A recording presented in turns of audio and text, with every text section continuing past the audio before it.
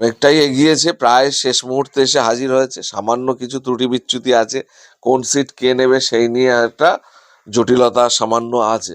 সেইটা আশা করি 1-2 দিনের মধ্যে কেটে যাবে। কালকে 25 তারিখ, কালকে হয়তো কিছু আপনারা জানতে পারবেন। দক্ষিণ চব্বিশ পরগনার মধ্যে আপনারা কোন কোন সিটে সেইটা এক্ষুনি ওইভাবে আমরা বলতে আশা পারবো না। রাখছেন আপনারা? না, আশা রাখবো এরকম তো বললে হবে না, বললে ওটা তো প্রকাশ হয়ে গেল, তাহলে আর মানে গোপনীয়তা কি থাকলো? তাহলে আলোচনার স্তরে যেটা আছে সেটা যদি এখন প্রকাশ করে দিই, তাহলে আমাদের যাদের সঙ্গে আমরা সমঝোতা করতে চাইছি, যাদের সঙ্গে জোট করতে চাইছি, তারা তো শেষে বেলা বলবো "ও, তাহলে তোমারটা তুমি ঘোষণা করে দিলে", তাই না?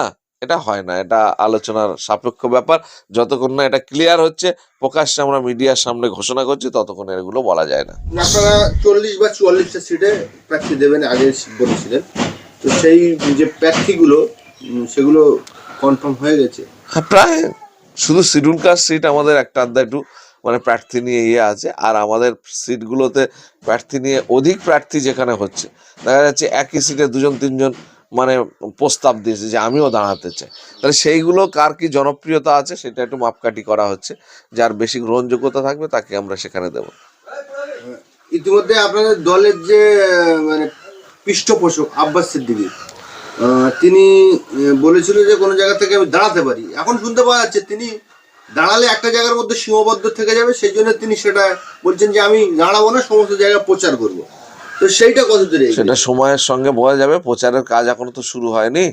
আমরা তার কাছে দাবি রেখেছি যে ভোটের জন্য আপনি একটা জায়গায়, তো আমরা চাই না, পার্টি চায় না ওনাকে একটা জায়গায় আবদ্ধ করে দিতে, যার কারণে ওনাকে আমরা দাবি রেখেছি যে এই ভোটের প্রচারের জন্য সব জায়গায় যাতে উনি হেল্প করেন।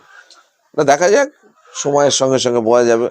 এখন তানার মনের কথা আমরা তো তানার ঘাড়ে চাপিয়ে দিতে পারি না, আমরা দাবি রাখতে পারি। আপনারা যে জোটটা এবারে 2026-এ বিধানসভায় করছেন, বাম আইএসএফ ছাড়া আর কেউ আছে কি এর মধ্যে? বাম আইএসএফ এর সঙ্গে এই এসডিপিআই, ওয়েলফেয়ার, আজাদ সমাজ পার্টি, এই ধরনের কিছু কিছু দল আছে, ইন্ডিভিজুয়াল কিছু সামাজিক সংগঠন আছে যারা এর সঙ্গে যুক্ত হয়ে ঐক্যবদ্ধ হয়ে লড়তে চাইছে। আজাদ সমাজ পার্টি বলছেন যে না, আমরা মিম এবং জনতা উন্নয়ন পার্টি অর্থাৎ হুমায়ুনের পার্টির সাথে জোট করব। আপনাদের দলের জোটের সঙ্গে আপনারা একটা সিট দেবে বলেছিলেন, সেই জন্য মিম এবং জনতা উন্নয়ন পার্টি করলে তারা 5টা সিট পাবে। দেখেন, এইটা কিছুটা কন্ট্রাডিক্টরি প্রশ্ন, এবং যারা বলছেন, যারা করছেন, আমি বলবো এটা তাদের চিন্তা ভাবনা একটু মানে চেঞ্জ করা উচিত। আমরা কিন্তু প্রথম থেকে বলে আসছি যে সাংগঠনিকভাবে কার কোথায় কে স্ট্রেংথ আছে সেইটার উপরে জোর দেওয়া উচিত। নইলে আপনার 10টা ভোট নেই, আপনি 5টা সিট নিয়ে বসে থাকবেন, তাহলে আলটিমেটলি জামানত জব্দ হবে আর সাধারণ মানুষ বিভ্রান্ত হবে। এই ধরনের কাজ আমাদের করা উচিত নয়। যার যেখানে যতটা সামর্থ্য আছে তার সেই জায়গাটায় জায়গা দেওয়া উচিত। যদি 10টা ভোটের মধ্যে আপনার একটাও না থাকে, তাহলে আপনি সেই জায়গাটায় প্রার্থী হওয়াটা কি উচিত?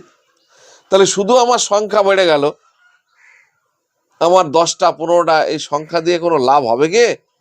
তাহলে আমরা এইটা সবাইকে বোঝাতে চাইছি যে যার যতটা স্ট্রেংথ আছে, সাংগঠনিক পাওয়ার আছে, অন্তত আমাদের যাদেরকে আমরা বিরোধী মনে করছি তাদের সঙ্গে টক্কর দেওয়া, তাদের সঙ্গে ভোটে লড়াই করার মতন অন্তত পরিবেশ আছে, সেই জায়গাগুলো তারা নেই। অহেতুক 5টা 10টা 15টা নিয়ে নিজের বাজার গরম করে কোনো লাভ নেই ভোটের ময়দানে। অন্তত আপনাদের সব থেকে ঘনিষ্ঠ জোট সঙ্গী বামফ্রন্ট, তাদের রাজনৈতিক 2021 সাল থেকে 2026 সালের মধ্যে কোনো পরিবর্তন আপনি দেখতে পাচ্ছেন? পরিবর্তন, তাদের জনসমর্থন কিছুটা বেড়েছে, এবং সেটা হচ্ছে কি এই তৃণমূলের বদান্যতা বা তৃণমূলের যে সমাজে কার্যকলাপ যা, মানে তাদের রাজনৈতিক কার্যকলাপ যা, তাতে করে মানুষ বীতশ্রদ্ধ, একটার পর একটা মানে জনবিরোধী নীতি নেওয়ার কারণে, মানুষকে বিভ্রান্ত করার কারণে মানুষ আজকে তৃণমূল ছাড়ছে, বিজেপিকে বীতশ্রদ্ধার জায়গায় রেখে সরে আসছে। সে মানুষ কোথায় যাবে? তারা বিকল্প হিসাবে কিছুটা হলেও শক্তিশালী হচ্ছে। ইতিমধ্যেই বেশ কিছু রাজনৈতিক বিশ্লেষকরা বলছেন যে মুর্শিদাবাদ, মালদা মুর্শিদাবাদে তৃণমূল খাতা খুলতে পারতো না, তৃণমূলকে সাহায্য করতেই কংগ্রেস কিন্তু তৃণমূলের পাশে দাঁড়াচ্ছেন। এই কংগ্রেস তৃণমূলকে সাহায্য করে 2011 সালে ক্ষমতা এনেছিল। কংগ্রেস প্রকৃতপক্ষে যদি এই বিজেপি বিরোধী, তৃণমূল বিরোধী জোটে যদি না থাকে, তাহলে বুঝতে হবে যে কংগ্রেস প্রকৃতপক্ষে তৃণমূলের সহযোগিতা করার জন্য, বিজেপির সহযোগিতা করার থাকে জন্য, বলতে তারা তো বলে দিয়েছে থাকবো না। আমি ওটাই বলছি, এখনো তো টাইম শেষ হয়নি, ওই জন্যই বলছি মনে পরিবর্তন হতে পারে।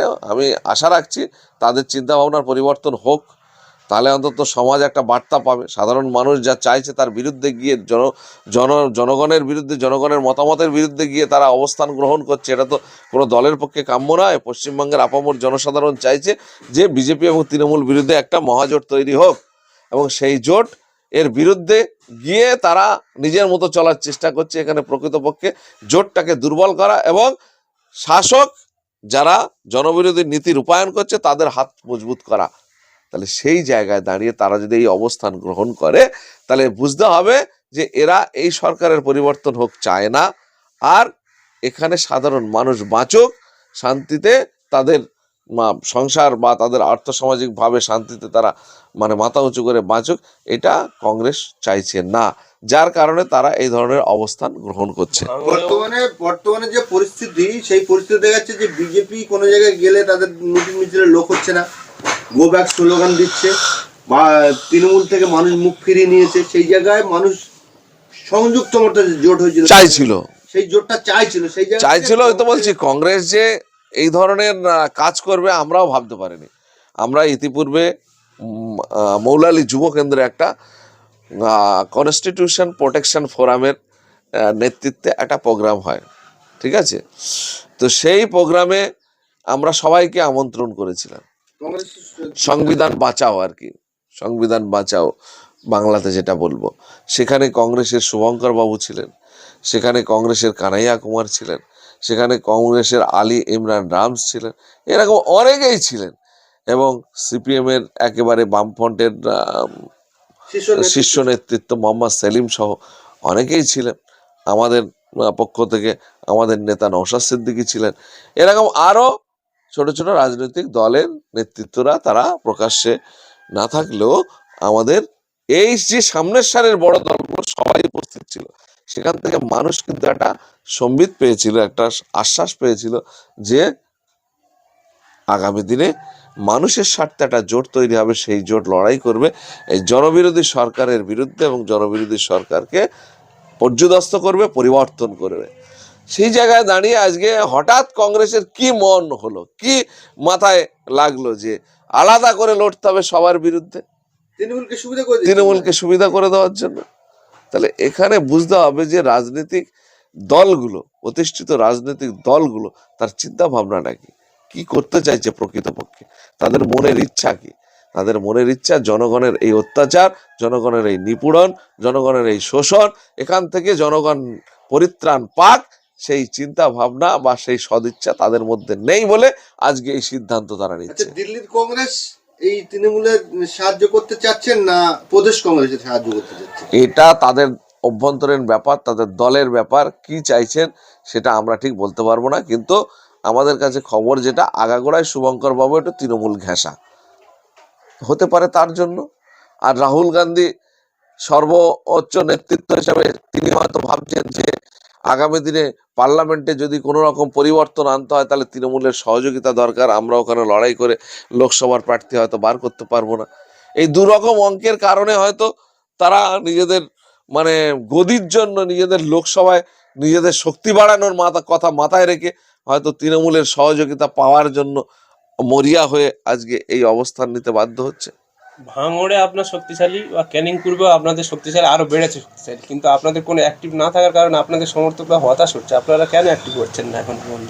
দেখেন, অ্যাক্টিভ আমরা নই এ কথা বলা যাবে না। প্রকাশ্যে লাপালাপি দাপাদাপি করাটার নাম হচ্ছে অ্যাক্টিভ নয়। আমরা সাংগঠনিকভাবে অ্যাক্টিভ আছি। নির্বাচন ঘোষণা হবে, প্রার্থী ঘোষণা হবে, দেখতে পাবেন পরিস্থিতি কি হচ্ছে। ওখানকার সমর্থন না তো হতাশ হচ্ছে না? সমর্থক যারা আছে তাদেরকে আমরা বলছি যে প্রকাশ্যে প্রোগ্রাম আমরা নিচ্ছি না, কারণ এত আগে যদি কর্মীদের উপর হামলা আক্রমণ শুরু হয়ে যায়, কারণ এইখানে যারা নেতৃত্ব দিচ্ছে, যারা তৃণমূলের যারা পরিচালনা করছে, তারা লুটেরা, তারা সন্ত্রাসী, তারা সমাজবিরোধী, তারা সব রকম তকমা তাদেরকে দেওয়া যায়। তাহলে সেরকম মানুষ যারা, তারা প্রতিনিয়ত এই বিরোধীদেরকে কিভাবে দমন করা যায় তার প্রতিনিয়ত প্রচেষ্টা তারা চালায়। ইতিপূর্বে আমরা দেখেছি সাধারণ মানুষ তার রমজান মাসে ইফতারের ছোলা চিনিটুকু খেতে পারেনি, এরকম পরিবেশ তৈরি করে দিয়েছিল। তাহলে সেই জায়গায় দাঁড়িয়ে আমরা এত আগাম যদি এই মানুষকে রাস্তায় নামিয়ে দিয়ে এরকম একটা পরিবেশ তৈরি হয়ে যায়, তাহলে দেখা যাবে এই মানুষ নিজে বাঁচার জন্য রাস্তা খুঁজবে, ভোট করাবে কিভাবে সেই চিন্তা তার মাথায় থেকে আউট হয়ে যাবে। ওই কারণে আমরা একটু ধীরে চলো নীতি নিয়েছি। আমরা সংগঠনের অভ্যন্তরীণ যে কার্যকলাপ সেগুলোকে আমরা মজবুত করার চেষ্টা করছি। নির্বাচন ঘোষণা, নির্বাচনী প্রক্রিয়া শুরু হয়ে গেলে, প্রার্থী ঘোষণা হয়ে গেলে আপনারা দেখতে পাবেন।